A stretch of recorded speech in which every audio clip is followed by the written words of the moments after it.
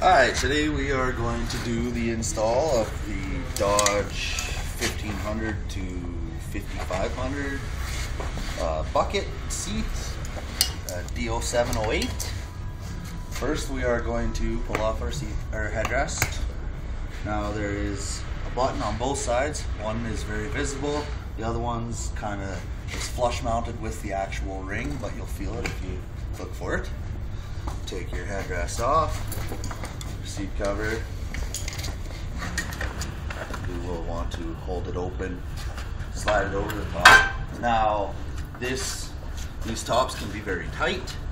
Make sure you pull down side to side evenly, as it will get caught and grip if you pull on it too hard, because it's caught.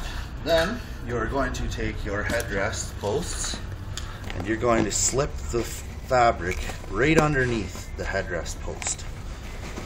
And after you've done this, you shouldn't even really see any headrest slit, nothing. Looks like it's supposed to be like that. Pull it down as far as you can get it. At the back of these Dodge seats, they have a little flap that comes. I've already taken this off, but these will be clipped to the bottom of the seat like this. Simply just unclip them and you will see the flap just it folds up and actually will stay there for you. Next, you're going to hold your seat cover up, make sure that all your webbing from the side, other side, is out of the way. Take your two buckles that are equipped, pull them so they're almost to the end. That way you got a nice long piece of webbing to work with. Stuff it through the crack of the seat, both of them. Then what you want to do is actually tilt the seat back as far as it will go. Push your rubber P-seal in as far as it will go. You're not going to be able to get it all the way through at this point, but you'll get it almost all the way. And if you hold on to that rubber P-seal and push your seat back forward, you'll see that it pulls right through. There's your P-seal right here. Then you're going to want to take this webbing on the front, again giving yourself enough slack to reach the back. Pull your webbing or your knit all around nicely so it's sitting where it needs to be. Now you're going to want to feed your webbing underneath the seat. Now if there's power seats, then you're going to have all kinds of motors and wires and all this stuff.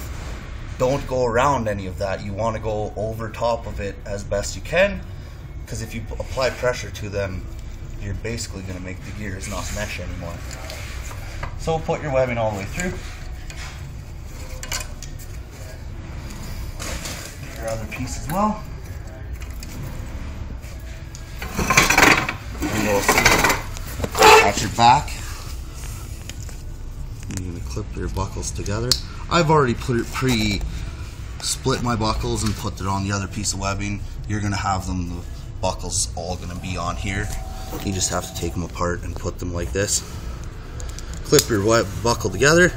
If you grab on to the loose piece of webbing and just pull, and it'll tighten itself up. Now, basically you want your seat in the position that it's going to always be in while you're sitting in it. Take your knees. Just stuff that P-seal in there real good. Grab it from the back, pull it down. The more you work at this, the better it's going to look. They are meant to be very tight and fit very tight. They're difficult to get that way, but the end result is worth it. Now your webbing, or your knit, on most cases you can actually stuff it into the plastic of your stock seat. Now take your webbing. This is the hardest part. You're going to want to fish it down and just kind of push it a little bit at a time, and then you'll end up feeling it down at the bottom.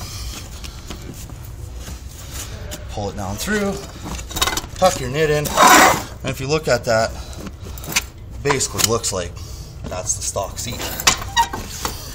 Take out the back. Your other little buckle, you don't have to tuck this in because it's going in between the seats and everything. Nobody's going to see it anyways. Feed your webbing through. Sometimes this can be a pain.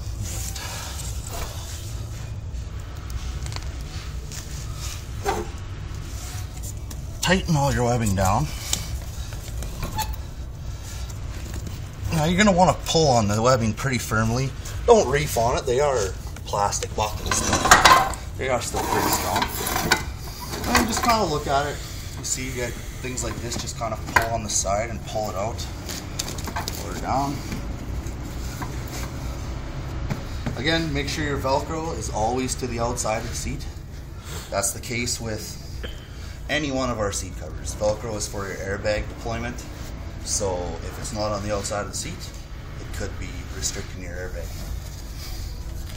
Then you're going to want to take on one side of the head top, you're going to find a piece of bungee that is usually tied just in a little knot. Just tie that knot and pull your bungee nice and tight so you can feel it in the back. You want it nice and tight. Tie it off. And if you just take it, stuff it back up inside. Do not cut this bungee, because when you take the seat cover off, it'll shoot back through and it'll be gone. That's why you're left with extra. So, as you can see, the seat cover is on good. Now you're just going to finish up the final touches.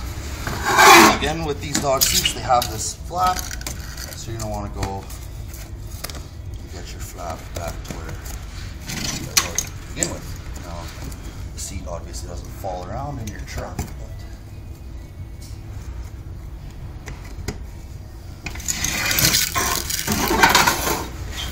There's the cover. Take your headrest, slide her back in, and that's her.